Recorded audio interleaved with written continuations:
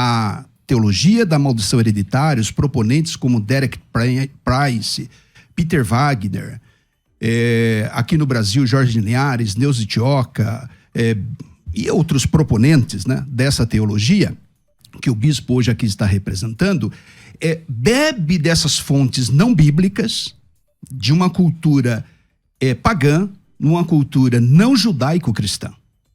A cultura judaico-cristã rompe radicalmente com essa mentalidade dualista do mundo.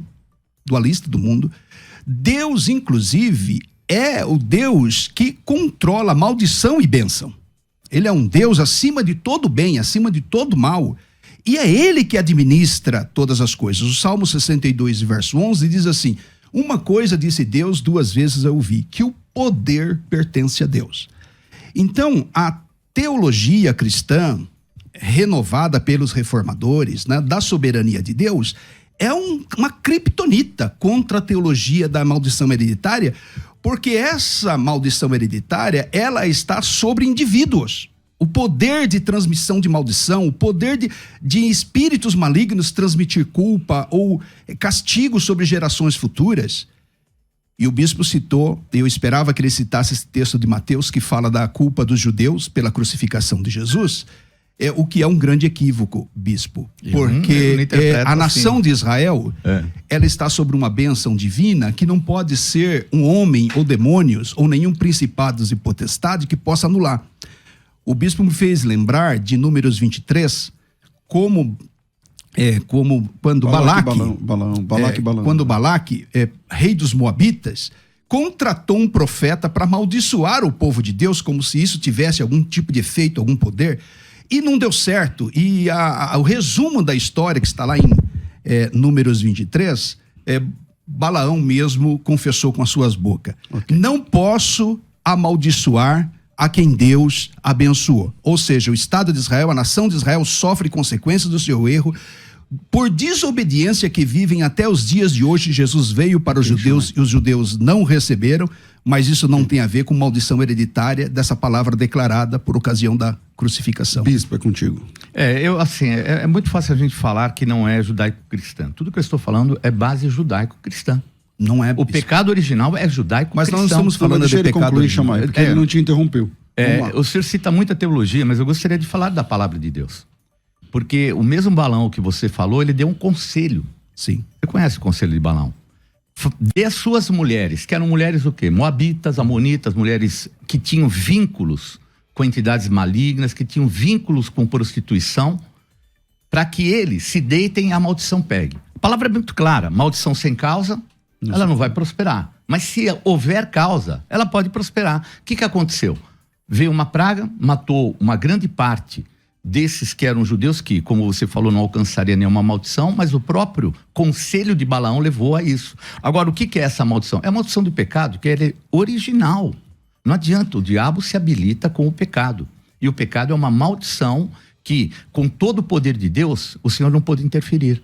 Segundo você falou, por causa de algo que nós conhecemos, que é o livre-arbítrio. Eles fizeram a opção deles pela serpente e estavam debaixo da habilitação da serpente. Se Deus fosse no conceito que você colocou, nós hoje não estaríamos com necessidade de Jesus Cristo, o Filho de Deus. Basta perguntar para o bispo: se os judeus não tivessem deitado-se com as mulheres moabitas, haveria maldição? Não, é por isso que eu falo. Eles habilitaram pelo só pecado, responda pecado a pergunta. original. Estou te respondendo. Se eles não tivessem se afastado do Senhor, desobedecido ao Senhor, essa maldição que Balaão proferiu teria pegado neles? Não, então, mas pegou, não pegou? Evidente que não. Porque nós não estamos aqui, bispo. Por causa do pecado original. Não, uma querido, nós não hereditária. estamos aqui discutindo o que o mal pode fazer, o que o mal pode assolar, ou demônios têm poder sobre a vida dos ímpios, daqueles que se afastam do Senhor.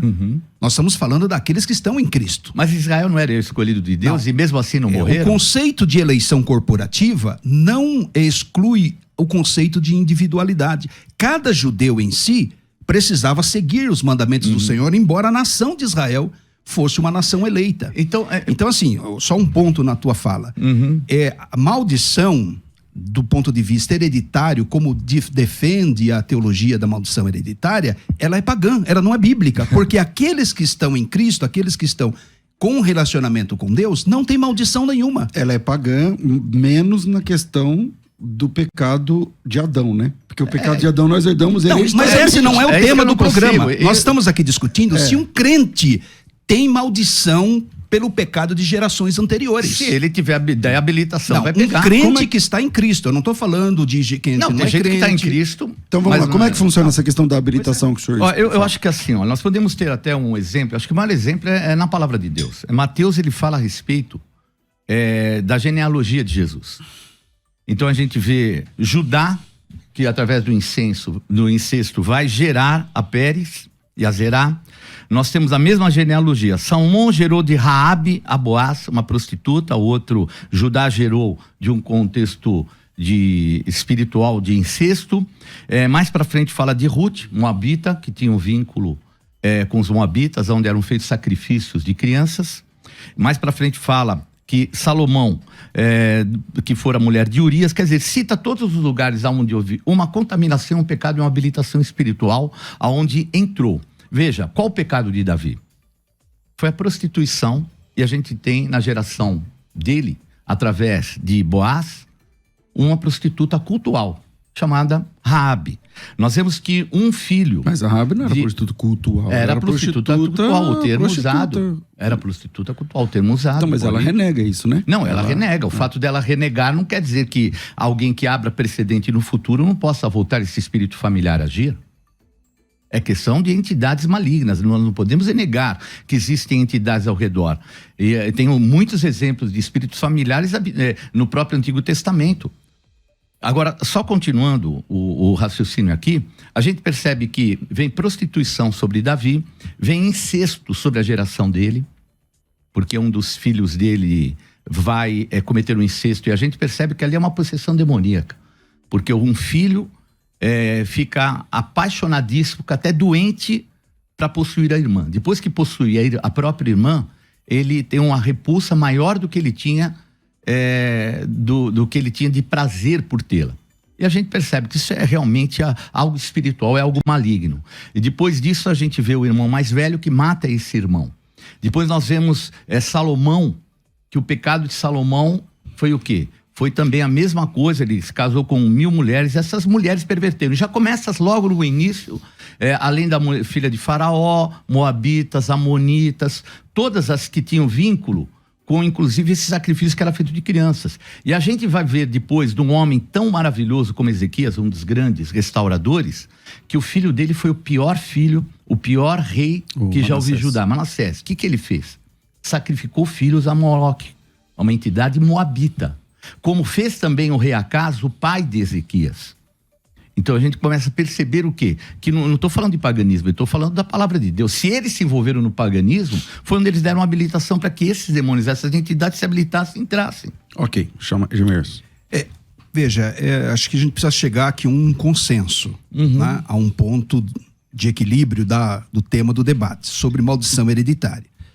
Então a minha pergunta é, aqueles que estão em Cristo, o crente que está em Cristo, nasceu de novo de verdade. Eu não estou falando crente nominal, não estou falando de ímpio que está no mundo, porque quem está no mundo jaz no maligno. Novo nascimento. Novo nascimento de verdade. Gente que está realmente nascida de novo.